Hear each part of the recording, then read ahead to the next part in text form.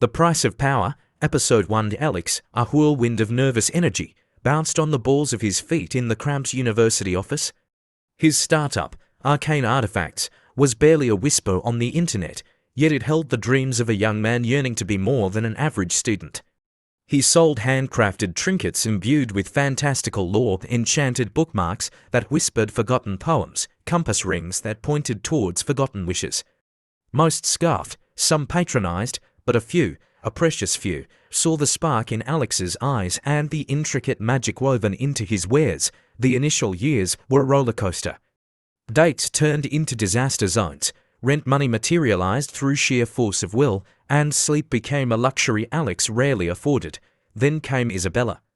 With fiery red hair and a laugh that could melt glaciers, she stumbled into his life, drawn by a seemingly ordinary pendant that pulsed with a faint warmth in her palm. Isabella, unlike others, saw the stories Alex poured into his creations. She wasn't just a customer. She became his muse, his confidant, his partner in every sense of the word. Together, they were an unstoppable force. Isabella, with her sharp business acumen, streamlined operations. Alex, fueled by her unwavering belief, poured his heart into crafting even more exquisite artifacts. Word of their unique store spread. Collectors clamored for their one-of-a-kind pieces, celebrities wore their enchanted jewelry, and museums clamored to exhibit their work. Arcane Artifacts wasn't just a business anymore. It was a testament to the power of love and collaboration. Their success wasn't without challenges. Copycats emerged, envious competitors tried to sabotage their business, and the ever-present pressure of maintaining their empire threatened to consume them. But through it all, Alex and Isabella held onto each other. They celebrated victories big and small, weathered storms hand in hand, and never forgot the spark that ignited their journey in that cramped university office. Years later, Alex and Isabella stood atop the gleaming skyscraper that housed Arcane Artifacts' global headquarters. The city stretched out before them, a testament to their relentless pursuit of a shared dream. They weren't just tycoons. They were living legends, their love story as intricately woven as the magic they poured into their creations. As Alex slipped a new pendant, imbued with the warmth of their enduring love, around Isabella's neck, he knew theirs was a love story for the ages, a testament to the extraordinary magic that bloomed when passion and purpose intertwined. Episode 2, The Price of Enchantment. The weight of success settled on Alex and Isabella's shoulders like a gilded cage. Arcane Artifacts, once a tiny dream, now demanded constant attention. Investors buzzed around them like hungry flies, eager to capitalize on the company's meteoric rise. The joy of creation often got sidelined by board meetings and marketing strategies. One blustery Tuesday, a new investor named Bartholomew Thorne waltzed into their office. Exuding an air of old money and entitlement, he eyed their creations with a predatory glint. He offered a staggering sum to buy Arcane Artifacts, promising to turn it into a global phenomenon. "Think of the reach," he boomed, his voice dripping with false sincerity. "Your trinkets in every corner of the world. Imagine the power you'll wield." Isabella, ever the pragmatist, saw the potential for growth. Alex, however, felt a knot of unease tighten in his stomach.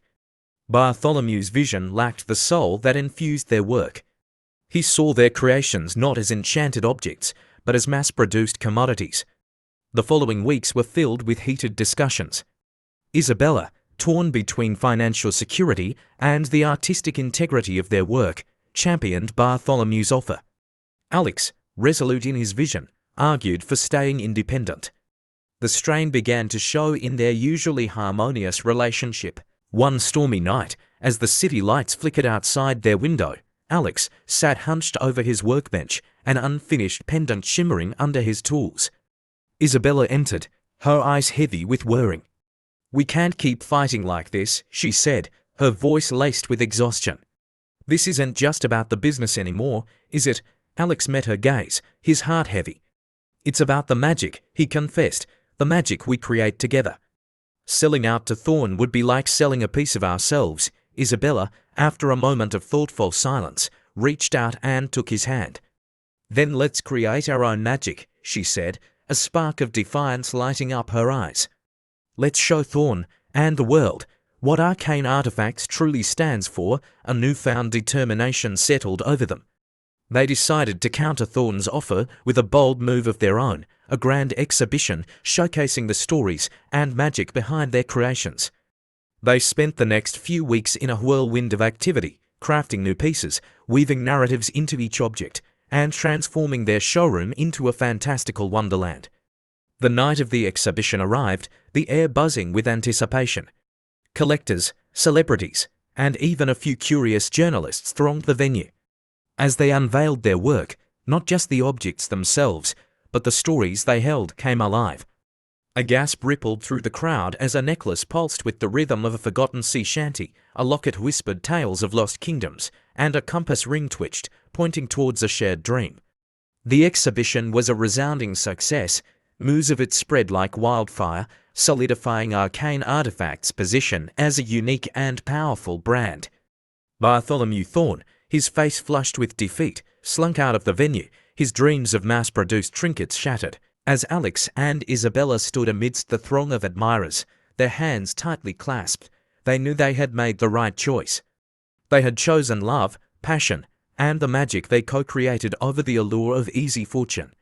The road ahead wouldn't be easy, but they faced it together, their love story a testament to the enduring power of staying true to oneself, a power far more valuable than any amount of gold. Episode 3, Echoes of the Past. The success of the exhibition propelled Arcane Artifacts into the stratosphere. Orders poured in from all corners of the globe, and their reputation as purveyors of unique enchanted objects solidified. Yet, amidst the whirlwind of fame and fortune, a shadow of unease crept into Alex's heart. It began with a series of cryptic emails.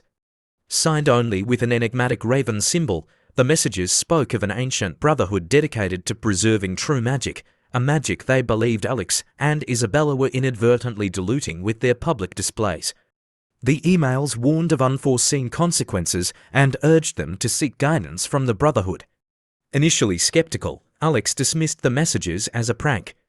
But as the emails persisted, becoming more detailed and threatening, a seed of doubt took root. He confided in Isabella, who, with her characteristic pragmatism, suggested ignoring them. However, Alex couldn't shake the feeling that there was more to it than just a disgruntled fan. The turning point came when a package arrived at their doorstep, an ornately carved wooden box. Inside, nestled in crimson velvet, lay a worn leather-bound book. Its pages, filled with a script Alex couldn't decipher, pulsed with an otherworldly energy. The book felt ancient, a relic from a bygone era. Driven by a sense of urgency, Alex delved into research. He scoured dusty libraries and obscure online forums, searching for clues about the raven symbol and the cryptic script. Days turned into weeks, his sleep riddled with visions of swirling energy and figures cloaked in shadows. Isabella, worried about his growing obsession, tried to pull him back from the brink. Maybe it's a trap, she reasoned. Maybe someone wants to steal our secrets. Alex considered her words, but a deeper fear gnawed at him. What if the emails were true? What if their creations, born from love and passion, were unknowingly disrupting a delicate balance? Finally, a breakthrough arrived. An old, untranslated text in a forgotten language mentioned the Corvid Keepers, a secretive society safeguarding the wellspring of magic. The description matched the raven symbol perfectly. Armed with this knowledge, Alex knew what he had to do. He revealed everything to Isabella, the emails, the book, and his growing fear. To his surprise, she wasn't angry or dismissive. Instead, she squeezed his hand, her eyes filled with unwavering support. "Then let's find them," she declared. Together, thus began their most thrilling adventure yet. Following cryptic clues hidden within the book, they embarked on a journey that led them to ancient ruins and forgotten libraries. They faced challenges and riddles, their love and trust tested at every turn. Alex, fueled by his research and Isabella's unwavering support, learned to decipher the book's script, unlocking a hidden map leading to the Corvid Keepers' sanctuary. Their journey culminated in a hidden valley nestled amidst snow-capped mountains. A lone, imposing structure stood sentinel, its walls adorned with intricate carvings depicting fantastical creatures. Alex and Isabella, hearts pounding with a mix of trepidation and excitement, approached the entrance, a deep, resonant voice echoed from within. "We have been expecting you, Alex and Isabella." The heavy oak doors creaked open, revealing a world shrouded in twilight. The adventure had just begun, and the fate of their magic, and perhaps the very balance of their world, hung in the balance. Episode 4, Sanctuary of Shadows. The heavy oak doors groaned shut behind them, plunging Alex and Isabella into a world of twilight. The air hummed with a faint energy, a stark contrast to the bustling city they left behind. A lone figure emerged from the shadows, cloaked in a dark robe adorned with a silver raven insignia, a Corvid Keeper. His face, obscured by a hood, held an ageless wisdom. He introduced himself as Corvus, the guardian of the sanctuary, and ushered them into a grand hall. The chamber pulsed with an otherworldly light emanating from countless artifacts, enchanted weapons that shimmered with an inner fire, potions swirling with vibrant hues, and ancient scrolls etched with arcane symbols. Corvus explained the purpose of the Corvid Keepers. They were the protectors of the wellspring, the source of all magic in their world. Their duty was to maintain a delicate balance, ensuring magic wasn't misused or depleted. He revealed his concern about arcane artifacts. While Alex and Isabella's creations were imbued with genuine magic, their public displays and mass production, in Corvus's view, were diluting the essence of the wellspring. Alex countered, arguing that their creations brought joy and wonder to people's lives. He emphasized their commitment to responsible magic, using only ethically sourced materials and weaving positive stories into their work. A tense silence filled the air. Corvus studied them both, his gaze penetrating. Finally, he spoke, his voice a low rumble. "A test awaits you. Prove your understanding, your respect for the power you wield, and perhaps a compromise can be found."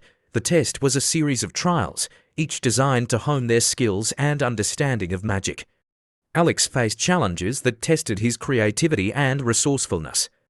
Isabella, on the other hand, encountered puzzles that demanded a deep understanding of the stories and emotions woven into their creations. They worked tirelessly, their love and partnership proving invaluable. Alex, inspired by the ancient artifacts, crafted a unique pendant that channeled the flow of magic, amplifying its effects without depleting the wellspring. Isabella, using her knowledge of storytelling, devised a way to imbue their creations with safeguards, ensuring the magic wouldn't be misused. As they completed the final trial, a sense of accomplishment washed over them. Corvus, his face unreadable beneath the hood, examined their creations. A flicker of approval seemed to spark in his eyes. "You have shown respect for the power you possess," he finally conceded. "Your love for each other and your dedication to responsible magic are commendable." A compromise was struck. The Corvid Keepers would offer guidance, ensuring Alex and Isabella's creations remained safe and sustainable. In return, arcane artifacts would help the Corvid Keepers preserve the stories and traditions behind their magic, preventing them from fading into obscurity. Leaving the sanctuary, Alex and Isabella emerged into the bright sunlight, forever changed by their experience. They carried with them not just newfound knowledge, but a deeper appreciation for the delicate balance of magic and the importance of responsibility. Back in their bustling workshop, they felt a renewed sense of purpose. They weren't just creating trinkets. They were weaving stories, safeguarding traditions, and ensuring that magic remained a force for good in the world. Their love story, once again, became the heart of their work, a testament to the power of collaboration, respect, and the enduring wonder of enchantment. However, a whisper of unease lingered in the air. A single artifact remained unaccounted for within the Corvid Keepers' vast collection, the ancient book that had led them on this journey. Its absence hinted at a deeper secret, a mystery yet to be unraveled. As they looked into each other's eyes, they knew their adventures were far from over. Episode 5 echoes in the script. Back in their workshop, the rhythmic clinking of tools and the warm glow of the forge were a familiar comfort to Alex and Isabella. Yet, an unsettling silence hung between them. The Corvid Keepers' sanctuary had left an indelible mark. The weight of responsibility for the delicate balance of magic sat heavy on their shoulders. The lingering absence of the mysterious book gnawed at Alex's curiosity. He spent nights meticulously translating the remaining script, each symbol revealing a fragment of a forgotten history. It spoke of a powerful artifact, the Fractured Scepter, said to hold the key to manipulating the wellspring itself. Legend foretold that the scepter, shattered into 4 pieces eons ago, was scattered across the globe, guarded by formidable entities. Isabella, ever the pragmatist, urged caution. Maybe this knowledge is too dangerous, she reasoned. The Corvid Keepers didn't mention the scepter for a reason, but Alex, fueled by a desire to understand the true potential and limitations of their craft, couldn't ignore the pull of the prophecy. He believed possessing even a fragment of the scepter could be a powerful tool for good, a way to heal depleted magical sources or amplify their creations for a greater purpose. The first clue in the script pointed towards a hidden temple nestled deep within the Amazon rainforest, rumored to be guarded by a tribe renowned for their mastery over nature magic. Convincing Isabella to embark on another perilous quest proved challenging. This time, the danger wasn't just theoretical. The script hinted at booby traps and formidable guardians protecting the scepter fragment. Isabella, however, surprised him. If this scepter has the power you believe it does, then we can't let it fall into the wrong hands, she declared, her eyes flashing with determination. Besides, together we can face anything. Their journey to the Amazon was fraught with danger. They navigated treacherous jungles, outsmarted cunning traps, and even befriended a mischievous spider monkey who became their unlikely guide. Finally, they reached the temple, a moss-covered structure that seemed to rise organically from the rainforest floor. Inside, they faced a series of trials that tested their connection to nature and their respect for the delicate balance of the ecosystem. Alex, with his knowledge of crafting, outsmarted a series of intricate puzzles woven from vines and thorns. Isabella, using her storytelling skills, soothed the restless spirits guarding the temple, calming their anger with tales of respect and coexistence. Finally, they reached the heart of the temple, a hidden chamber bathed in an emerald glow. In the center, resting on a stone pedestal, lay a fragment of the Fractured Scepter, a shard of jade pulsating with a soft, green light. As Alex reached out to claim it, the temple trembled. A booming voice echoed through the chamber, the voice of an ancient guardian spirit. Those who seek power without understanding its consequences will face the wrath of the forest. A fierce battle ensued. The spirit conjured monstrous vines and unleashed a torrent of wind and rain. Alex and Isabella, drawing upon their newfound knowledge of natural magic and their unwavering faith in each other, fought back. They used their enchanted tools to deflect the attacks, weaving stories of harmony and respect into their defense. The spirit, sensing their genuine intentions, finally relented. The tremors subsided, and the chamber grew still. The scepter fragment pulsed gently in Alex's hand, a testament to their victory. Emerging from the temple, they knew their quest had just begun. 3 more fragments remained scattered across the globe, each guarded by a powerful entity. The weight of responsibility pressed down on them, but their love and newfound knowledge offered a glimmer of hope. They were no longer just artisans. They were guardians, protectors of the delicate balance of magic, forever bound by their love story and their shared purpose. As they set their sights on the next destination, a scorching desert rumored to hold a fragment of fire magic, a sense of adventure and trepidation filled the air. The path ahead was uncertain, but one thing was clear: together they could face any challenge. They loved the most potent magic of all,